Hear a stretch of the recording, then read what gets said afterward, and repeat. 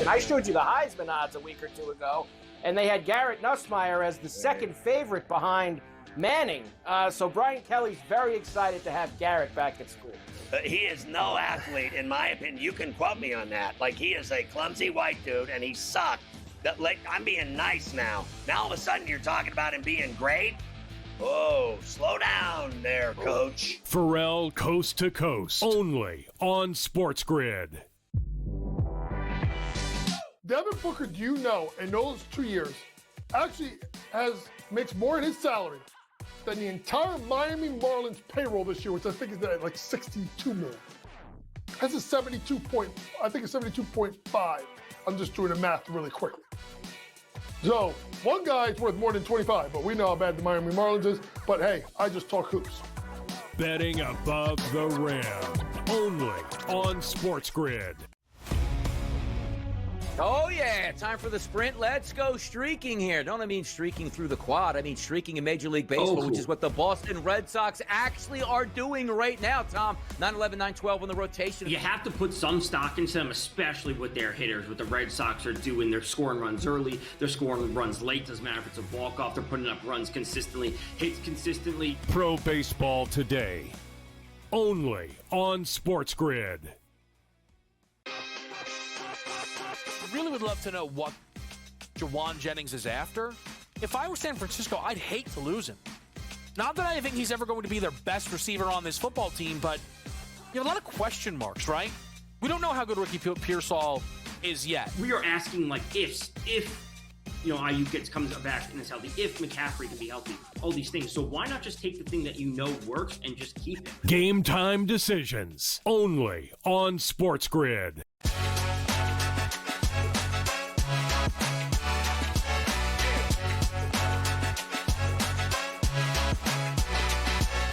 Caitlin Clark missing the All-Star game in her hometown. Plus, Bradley Beal's reps tell us why he's leaving the Suns for the Clippers. Hi, everyone, and welcome to Front Office Sports Today, presented by Atlassian. From FOS Studios in New York City, I'm Baker Machado. And I'm Renee Washington, and thank you guys so much for joining us each and every weekday as we chat the biggest stories happening in the business and culture of sports. We're also getting updates on FS1's new partnership with Dave Portnoy and Barstool. But first, let's jump right in to the shooter-out. Yeah, and let's start in baseball as the home run swing-off brought some pretty good ratings for the MLB All-Star Game, as 7.2 million people tuned in to watch the event. Now, that is down 3% from last year, but not so bad for Fox Sports, as it was the network's most watched telecast of any type, Renee, since the Super Bowl last February. Yes, and it peaked at 8.1 million viewers during the game. It's remarkable that even with this dip, Baker, Major League Baseball's All-Star Game is still the most watched All-Star Game across North America. You look at the NBA, the NFL, their number is about 3 million less in terms of viewership. So between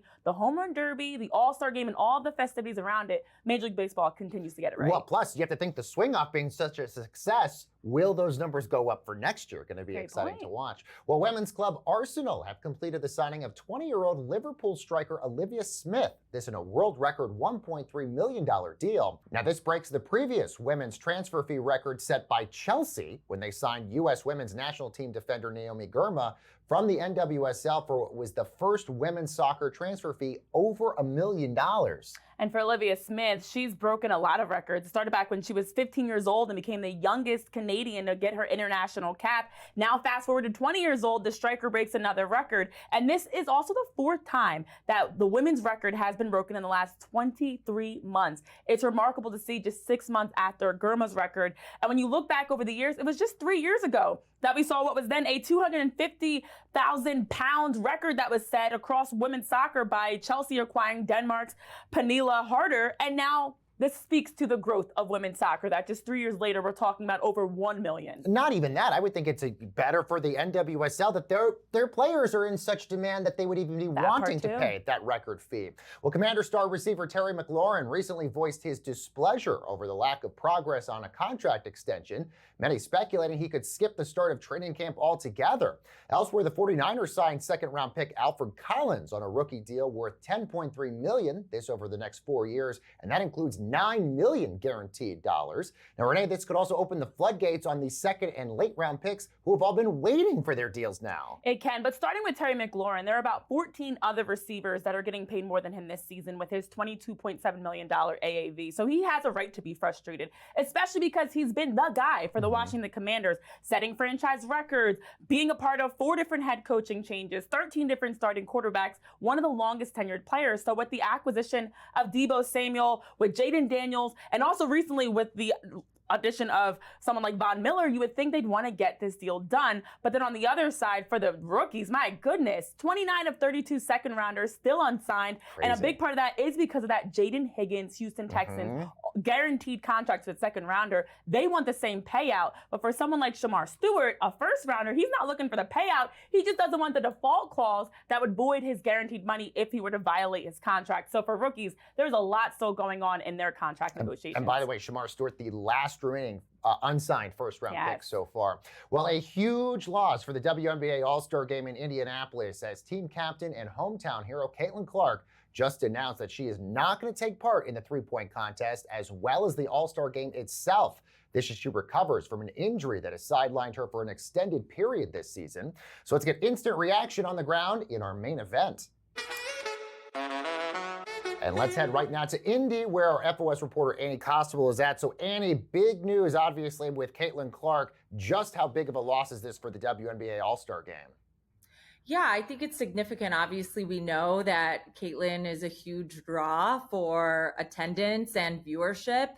And not only that, it's in Indianapolis. This is her city. And there was a lot of excitement regarding her first three-point competition. She was very clear that she wanted to save her participation in a three-point contest for her market, Indianapolis, and now being sidelined, that's going to be delayed for a future All-Star game down the road or All-Star weekend down the road. So significant loss for sure. Yes, and of course, last year with the WNBA All-Star Week doubling its overall viewership with that $3.44 million viewers, we've seen so much growth in the league, but specifically All-Star Week. And without someone like Caitlin Clark, as she's nursing her injury, although she'll still have a presence, I'm sure it will not be the same. What do you anticipate will be the excitement, the buzz, and even just the following that the All-Star Week will garner this year? Yeah, I mean, I think that increase, even again, prior to Caitlin's arrival in the WNBA for the All-Star Game was steady. So remains to be seen whether those numbers will remain the same compared to last year without her participation.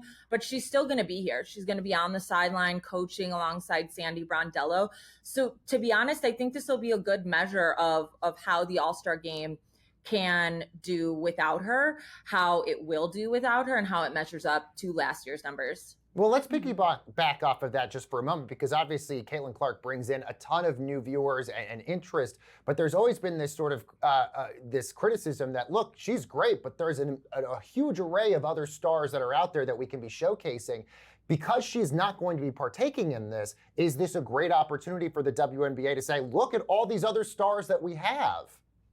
Yeah, I think two things come to mind when I hear that. Obviously, this is Indiana. It's Indianapolis. This is her market. So she was at the center of so much that was going on this weekend, and she will remain at the center of a lot. She's going to be at today's CBA meeting with the league.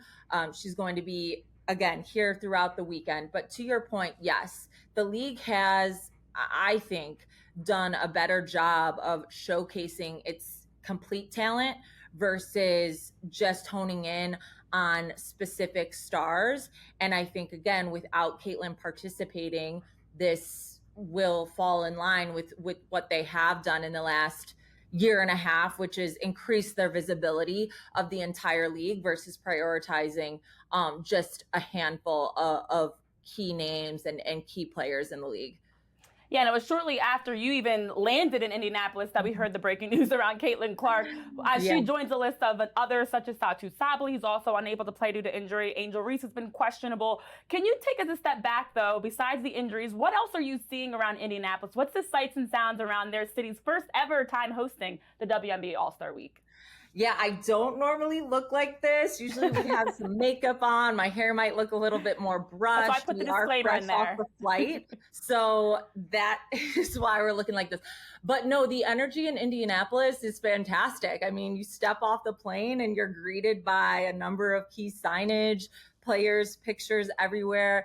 The FOS women sports is big business, is displayed in the airport. And so the energy is high. I mean, right away, we've got fans that are here for WNBA All-Star. There's a ton of people in town. You can pick up on that, again, as soon as you step off the flight. The thing I do want to touch on, though, regarding these injuries is that players and coaches have been talking at length all season about the need for an expanded roster size. And I think as we're getting into All-Star and we're seeing these injuries, it speaks to the need to, again, increase those rosters. Not to say that that's necessarily going to prevent injury, but when injury happens, to not have that extra roster space, more than one spot on the rosters, is impacting teams in a significant way. And it's all coming to a head at this, pivotal moment where we're all in Indianapolis. So it's very interesting that now we're seeing Caitlin, Satu, Jackie Young, we saw sustain an injury in last night's game. It's an interesting time that this is all coming together at this moment. All right, and really quickly, in 20 seconds, what do you expect with these CBA talks today? I think it's going to depend on how much the league is willing to move. The players have made it clear what they want. So it depends on where the league is willing to go. All right. Annie Kospel following all of the big news happening in Indianapolis for us. Again, if you're just now joining us, Caitlin Clark announcing she will not be partaking in the WNBA All-Star Game and the three-point contest as well. Annie Kospel, thank you so very much. Of course, you can read more of Annie's stuff on frontofficesports.com. All right, Bradley Beal has a new team. We're talking to his representative that brokered the deal to the Clippers coming up next.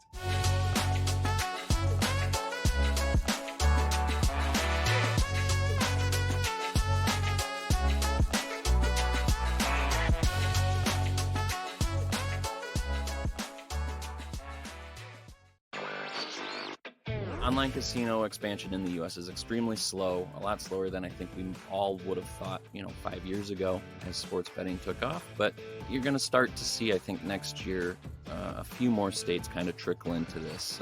On top of Maine, you had Illinois kind of talk about it. Governor J.B. Pritzker pitched it as an idea to help cut down the budget deficit. Of course, we've got a weird tax fallout there.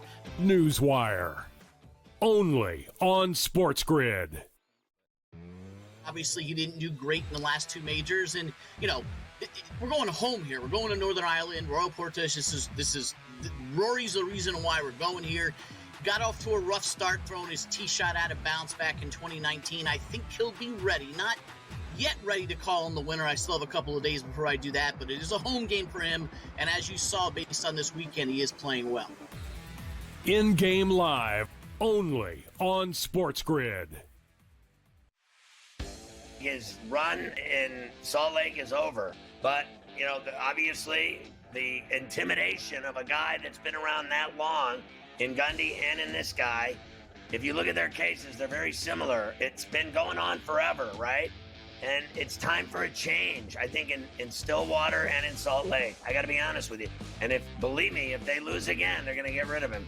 Pharrell Coast to Coast, only on SportsGrid. 1 of 6 from beyond the arc yesterday. I think at best he's a reserve player, but again, that's at best for the next few seasons. I don't think he has a 7 to 10 year NBA career. Most kids are like, hey, Dad, play another year in the NBA, understanding that, like, hey, we get Dad home and it's fun to watch him on TV. But this kid is actually like, Dad, please play so I can play. The Early Line, only on SportsGrid.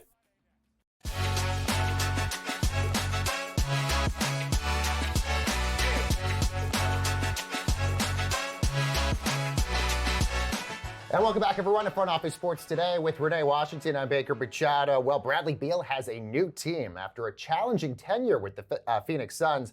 The three-time NBA All-Star has agreed to a contract buyout with the team. This includes him giving back $13.9 million, but he does plan to join the LA Clippers on a 2-year, $11 million deal, and that does include a player option. So joining us now on the phone to explain how this all went down is Beal's representative that got the deal for him, Mark Bartelstein, the founder and CEO of Priority Sports and Entertainment. Mark, thank you so very much for joining us. So could you tell us what went into the process of the buyout, especially given the fact that your son Josh is the CEO of the Phoenix Suns here? Yeah, it was a long, grueling process, and it started, sort of back in the spring, where obviously the past 2 years have not been everything we wanted to be for Brad, and I think as we kind of finished off this past season, thoughts about the future and giving Brad a chance to be the best version of himself was really important to us. And so I think, Brad, the reality of it is Brad actually played great last year. He averaged 17 points a game on 50, 40, 90 efficiency, which is very, very elite company. But he wasn't, he had sacrificed so much of his game to kind of fit in with the Suns, and things hadn't gone well from a team standpoint. They certainly did meet expectations. And so, just kind of looking into the future, you only get so long to play this game. And like I say to my clients all the time, the money is great, and you want to set yourself up for financial security for you and your family for a lifetime. You also want to, you want to have an amazing experience. You want to play in the biggest game, in the biggest moments. And so there were conversations that started with, Matt Ishby and myself, kind of looking into the future. And as we just looked at everything, the thought was like, let's take a look around and see if there's something out there that might make sense that could potentially create a win-win for everyone. And so over the last, I would say the last 2 months, it really intensified. And it wasn't something we were going to do unless we found, a home run, unless we thought it was just the ideal, perfect place for Brad. And Matt had given us permission to visit with different teams and talk. And so Brad was heavily recruited by a number of teams. That really intensified over the last month. And we met with those teams. Obviously, this was all kept quiet, but we had meetings and Zoom calls and all kinds of visits. And ultimately, as we looked at everything, we just thought the Clippers presented an opportunity for Brad to really be the best version of himself, to get back to being exactly who he is, which is, a multiple-time All-Star, an All-NBA player.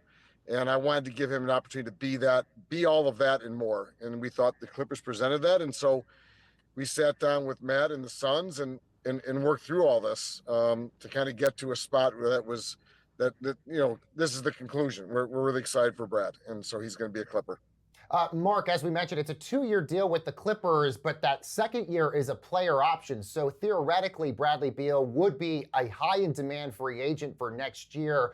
Why was it important to get that player option? And I guess my second question to this is, we see so many NBA players now getting these options in their deal. Why is this something that is so frequent in NBA contracts?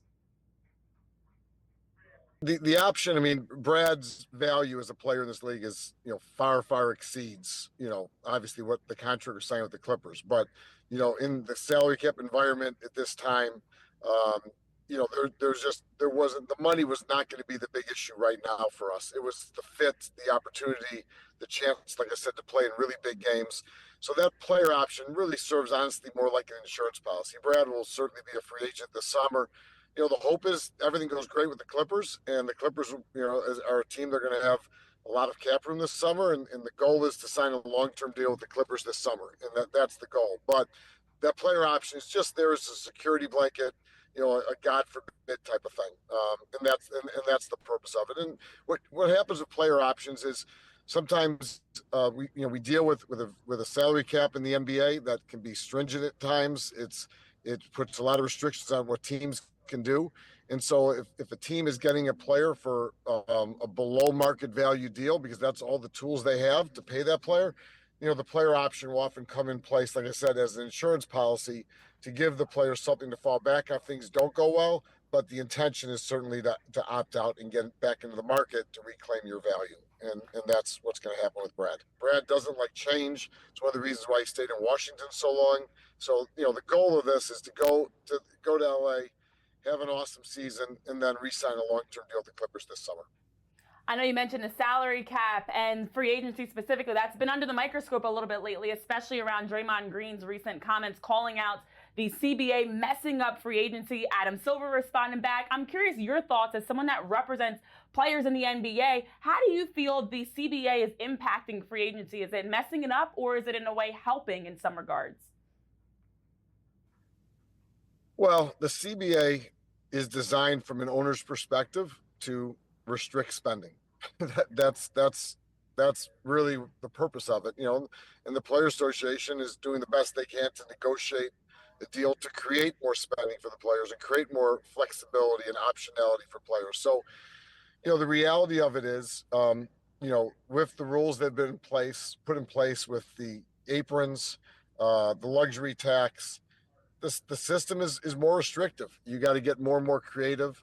It is definitely hampering, player movement. And so we got to find ways to work around it. We would all love to have, from a player's perspective, you would love to have a free market system, where when you're a free agent, there's 30 teams that can all equally compete for you, on a level playing field for your services. That's true free agency. We don't really have that, in professional sports. Baseball is probably the closest one to it. So I think that's, I think what Draymond's talking about. Adam is trying to create, he wants a level playing field for all the teams in terms of the competitive balance. And so he doesn't want owners with deeper pockets to spend more than ones with not the same resources. So that's kind of the yin and the yang of the collective bargaining agreement and the negotiations. But, there's no question that the aprons that have been put into place and the penalties that go with it have certainly made things, more challenging. And that's where you got to get more creative and find ways to put deals together and put players in a position to have success down the road. Well, either way, a big deal for you, Mark. Congratulations to you, Bradley Beal, and all your clients this NBA offseason. That's Mark Bartelstein, founder and CEO of Priority Sports and Entertainment, the representatives for Bradley Beal. Thank you again, Mark. And coming up next, everyone, on Front Office Sports Today, we head to Indianapolis as that city prepares for the WNBA All-Star Game. That's next.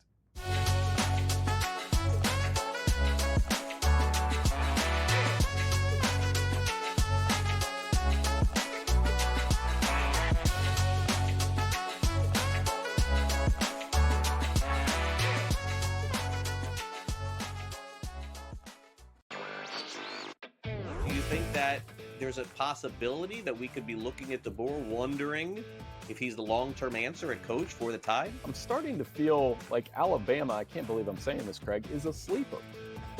Fourth easiest schedule in the SEC this year. Ryan Williams is back.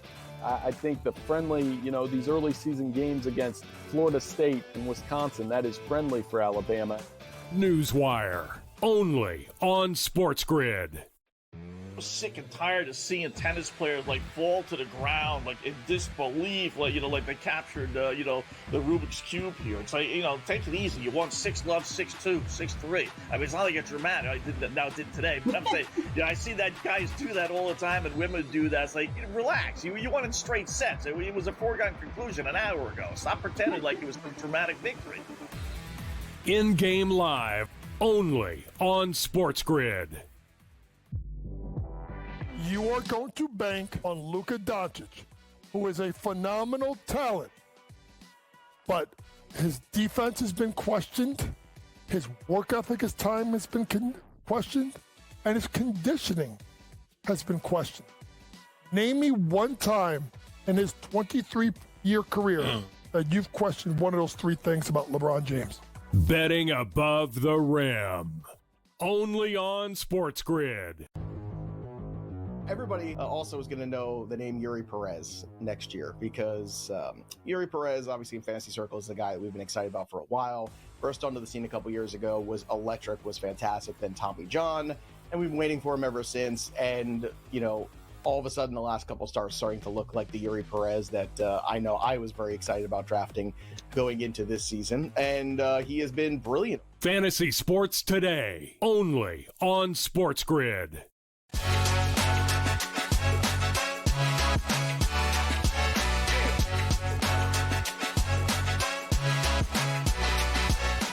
Welcome back, everyone, to Front Office Sports Today, presented by Atlassian. Atlassian Williams Racing brings two teamwork powerhouses together around a single goal: unleash the full potential of a legendary F1 race team. From the pit lane to the podium, Atlassian software transforms teamwork. It makes possible together what would be impossible alone. Well, just days after canceling almost their entire slate of shows, FS1 is in agreement with Barstool founder Dave Portnoy that would have him appear on its Big Noon college football pregame show, and would also have other Barstool content featured on FS1. So let's bring in the reporter who broke the scoop, FOS Media and Entertainment reporter Ryan Glasspiegel. Ryan, thank you as always for joining us. Congratulations on this great scoop. So tell us what we know so far about Portnoy joining FS1. So it's a wide-ranging, expansive relationship. Dave Portnoy is going to be on Big Noon Kickoff, and other Barstool members, including Dan Big Cat Katz, will also be on it a number of times this season. And they're doing a show from 8 a.m. to 10 a.m. Eastern every day on FS1 that's going to originate out of Chicago and feature a rotating cast of Barstool collaborators. And a lot of people are comparing this move to ESPN bringing in Pat McAfee years ago, which also brought in his very large, already established audience from his shows. That's now we're seeing FS1 bringing Barstool Sports and Portnoy specifically that already have a very established audience. In your opinion, is this FS1's Pat McAfee? It's definitely similar in two regards, Renee. First is that they want to get a younger demographic audience. All the sports leagues, all the networks are obsessed with that. McAfee injected some fresh energy into College Game Day. The other way that it's similar is it's a licensing agreement. So McAfee produces his show in Indianapolis in the compound with his group of people, and ESPN buys it wholesale. That's what it's going to be with Barstool too. And in that way, ESPN just writes one check. FS1 just writes one check. They don't have to pay for studio space. They don't have to pay for producers. They don't have to worry about unions. They're just buying a turnkey operation. And we're seeing that more and more in sports media. And this also, I think, when you look at the podcast space, just gives so much more hope and maybe even an inspiration to the direction that podcast shows that are booming enough might get deals with like Major League Baseball, like John Boy, or get opportunities with ESPN or FS1. How do you think this kind of evolves the direction of podcasting, that more networks, leagues, and even bigger platforms are licensing deals with them? Yeah, I think that it is a great sign. Like, you look at all of the deals that Call Her Daddy with Alex Cooper has gotten, and that's a show that started at Barstool, I think, and Joe Rogan with Spotify. We're looking at it where the biggest path to money used to be, hosting a daily show on TV. Now the biggest path to making an 8-figure annual living is creating your own digital show, bringing your own audience, and then TV wants to import it. Well, also, I'm also curious about the Saturday kickoff situation, because we know College Football Game Day on ESPN has been a big deal, especially with Pat McAfee now attached to it. Given the fact that Fox has the Big Ten rights, Portnoy's a Michigan guy, I almost feel like this is going to be sort of like their big sort of thing to go against College Game Day. Yeah, they've been exchanging blows and counter blows for 6 years since Fox launched the Big Noon franchise in 2019. And there's no doubt that ESPN started to pull away a bit in the last 2 years with McAfee. You could see that in the numbers. And so, yeah, this is their counterpunch. And I think we're going to see some fun banter between Portnoy and Urban Meyer, the legendary ex-Ohio State coach. It would be nice, honestly, for the audience if they actually don't like each other, because controversy creates interest. That's a very, very, very good point. We should also note Matt Leinart, his former team USC, also a Big Ten school in there as well. Ryan Glasspiegel, great stuff as always. Of course, you could read more of Glass's reporting in the Tuned In newsletter, which you can subscribe to on frontofficesports.com. Well, Renee, Simone Biles won 2 big awards at the ESPYs on Wednesday, including Best Female Athlete and Best Championship Performance. Shea Gilgeous-Alexander won Best Male Athlete, and Renee's Philadelphia Eagles, they won the Best Team. Yet it was host Shane Gillis that had the roughest of the night. Many of his jokes fell flat, including one that many considered racist about Caitlin Clark at the Waffle House. But him aside, I thought it was a great night for a lot of athletes. That was the worst of them all. Yes, I mean, I to agree. see him make these awkward bad jokes, he was making a mockery of names, and then to mention Caitlin Deanna Clark. Taurasi, To mention Caitlin Clark fist fighting black women, it just went too far. Award shows typically try to have comedians as the host, and I don't think it's really necessary, to be honest, because the Effie's is already great with the red carpet looks, the awards, and all the festivities, the music performances like Busta Rhymes. So I don't think you need a comedian, but Shane Gillis has always had a history of racist remarks. That's why we saw him with the fallout with SNL. Just True. Not a great By look. the way, Shea, best dressed, I thought, of the night, too. Looked amazing.